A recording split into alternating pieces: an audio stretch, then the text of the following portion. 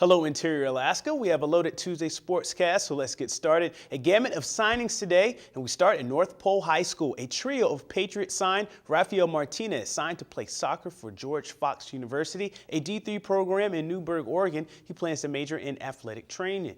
Alexandria Parker, who played basketball in her senior year after moving from Arizona, signed to play NAIA girls basketball at Ottawa University in Ottawa, Kansas. She plans to study health science. Another soccer player, Curtis Galino, will go all the way to Bangor, Maine to play D3 soccer for Hudson University. He'll be in a 3-3 program for a bachelor's in kinesiology and a doctorate in physical therapy.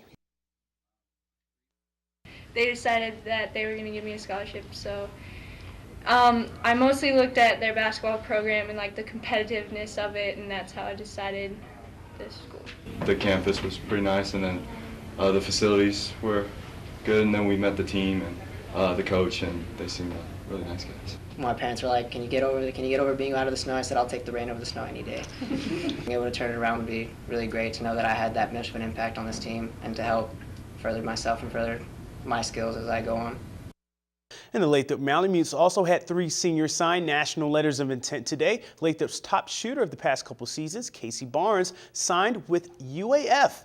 She will be up on the hill. UAF was this year's national runner-up, and Casey's older sister, Jamie, also shoots for UAF. She's a sophomore there. The 182-pound Jacob Wharton will wrestle for the University of Great Falls in Great Falls, Montana. The Argonauts were second in this year's national NAIA tournament, and Matthew Van Molken signed to play baseball for Elmira College in Elmira, New York. The Soaring Eagles will be having their first ever baseball season in 2014-2015. Van Molken is first-year coach Corey Paluga's 18th commit. Van Molken, who will play infield, gets a start at an energized new D3 program. The more energy, the better. The younger guys, the better. The more competition, the better. So I feel like it's going to be a great place to play and a good place to start out. In the mat room here, we learn to push ourselves and motivate each other. So that's another thing I can take on over there.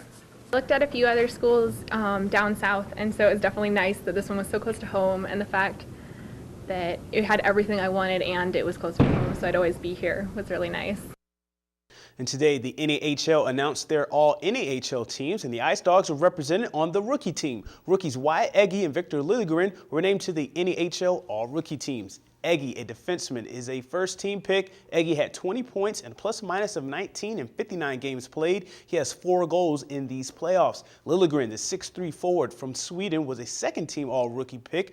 The Swede tallied 45 points with 18 goals in his first season. He has 5 points in the playoffs as well. Veterans Taylor Munson and Nick Hens were all Midwest Division selections. Munson ranked 6th in the league with a career-high 58 points to lead the Ice Dogs in his 5th season. Hens, another 5-year vet and defenseman, has a career best in plus-minus, which 40, shots 98, and 11 points in this postseason.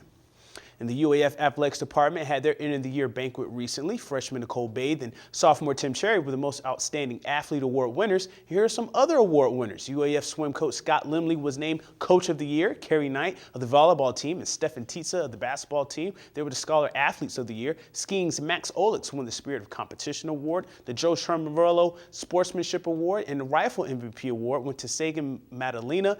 Aleka Dukovic of the hockey team won the Humanitarian Award. Kaylee Stryker was the women's cross-country MVP. Logan Hahnemann was the men's skiing MVP, and Andrew Kelly was the men's basketball team MVP, and Cody Koenig won the MVP for the hockey team. And last night, 2 rivals in boys and girls soccer were on the pitch, Lathrop and West Valley. Lots of chances in the girls' game, but the ball never found the back of the net. Lathrop's Michaela Triplehorn and West Valley's Kaylee Sparks denied a number of shots as well.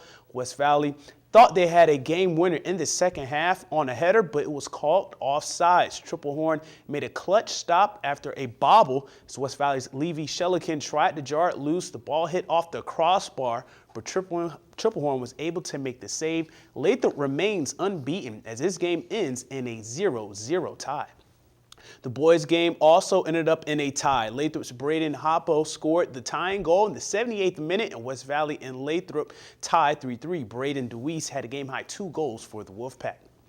And how about some high school baseball? Last night, Monroe hosted West Valley at Groudon Memorial Park. The Wolfpack cashed in on some Rams mistakes. Wild pitches and a few fielding errors led to base runners and scores for West Valley. The bats came alive for the Wolfpack as well. They got a couple of hits to drop right in front of the Rams outfielders, and some hits went through some gaps. Parker Lumber, he went 3 for 4 with 2 RBIs, but Tyler Christman had himself a game. The starting pitcher had 7 Ks, allowing 2 hits and had 2 runs. Then he went 3 for 4 with 3 RBIs in the 5-inning contest. West Valley wins 11-2 over Monroe. And in softball last night, Hutchinson gets a 13-4 win over Monroe. Kelsey Huntington had 9 Ks in 4 innings. Brandy Wicken went 2 for 4 with 3 RBIs, as did Cece Sanchez, and Alexa Ellis led the Rams with 2 doubles. And that's a wrap for sports tonight. Your full weather forecast is next, and we'll catch you next time.